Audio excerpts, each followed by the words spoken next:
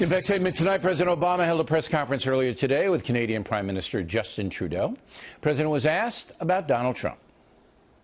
What you're seeing within the Republican Party is to some degree, all those efforts over a course of time,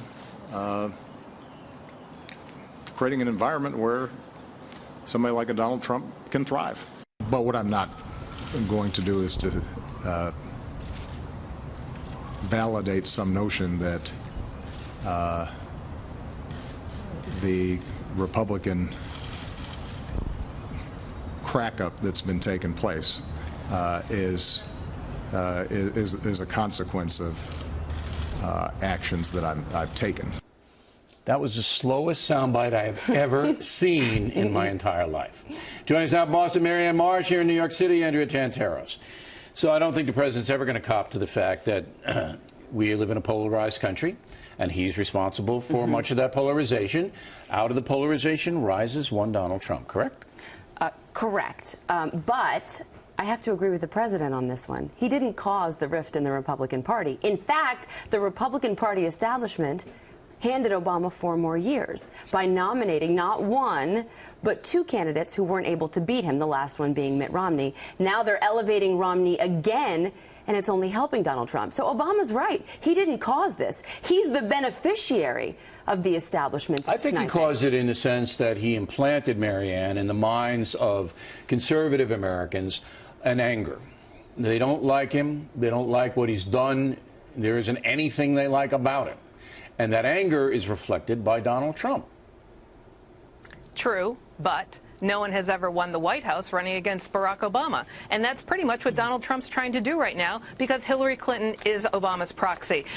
Trump's going to bet that the 3rd time's a charm. Clinton's betting that 3 strikes you're out. And it's on many of the same issues. So to me, that's the interesting part. And I think really what Obama was getting to the heart of, you may want to run on these issues. You may blame me for Donald Trump's rise, but you don't win in the end, and you certainly don't win the White House. I don't know if he's looking that forward, though. What I heard the president say, Andrea, is that, look, you're not going to lay this on me, because I really didn't have anything to do with it. And I disagree 100% with that.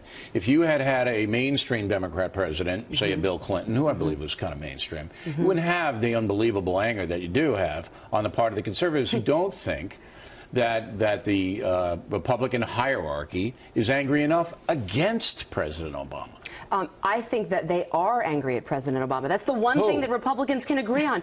Republicans across the board, Bill, are angry about Barack Obama. And yes, but if you talk to Republican Bill, if you poll Republican voters now, the resounding answers are, yes, they're upset at Barack Obama, but they're more upset.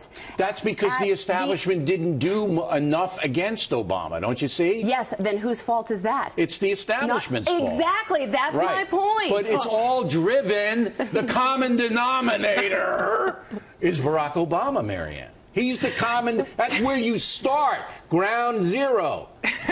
If it were Jimmy Carter might not be the best example, but even Carter wasn't as loathed as Barack Obama is by the right.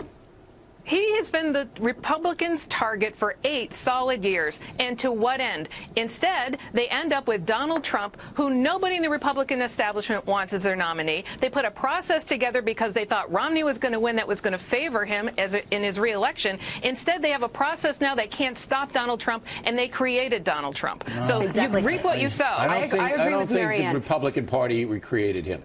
I think the folks created him. I think the popular sentiment that the Republican Party didn't do enough to derail Obama's agenda created Donald Trump. Right. So that is what they're fighting over now, and that's specifically what the president was commenting on. That's why I agree with Marianne. He's commenting on the circus.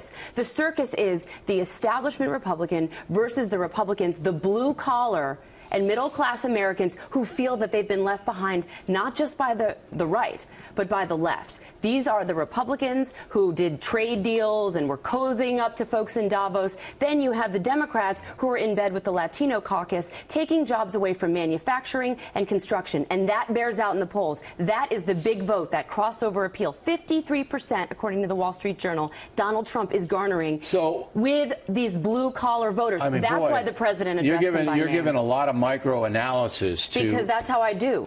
I know, but I don't see the micro-analysis at the Trump rallies. I see the raw emotion.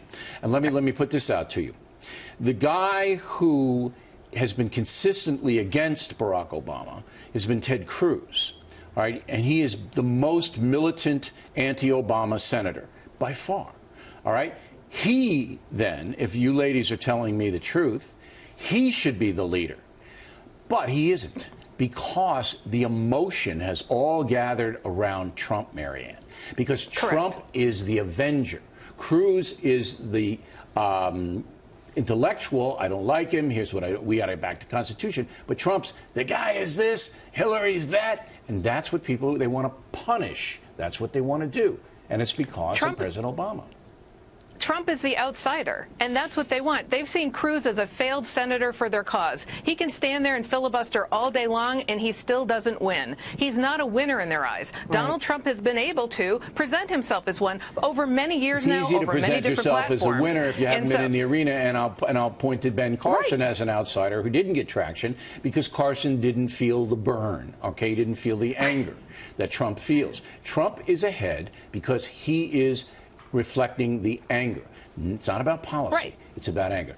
And the anger where? Right. And the anger right now is in with the Republican Party, and that's specifically what he was addressing. And the Democratic Party. That's why Sanders is there. And I have to clear something up, too, because on this program, you've told the folks twice, once that I'm a supporter of Donald Trump, and second, that I like him. I'm a political analyst who gives microanalysis. You like Trump, though, right? I play this fair, and I've called this race I didn't say you were unfair. I didn't say you're an analyst. You can do it. Right. Wait. But you said I'm a supporter. Are you not? No, we're not allowed to. You don't support?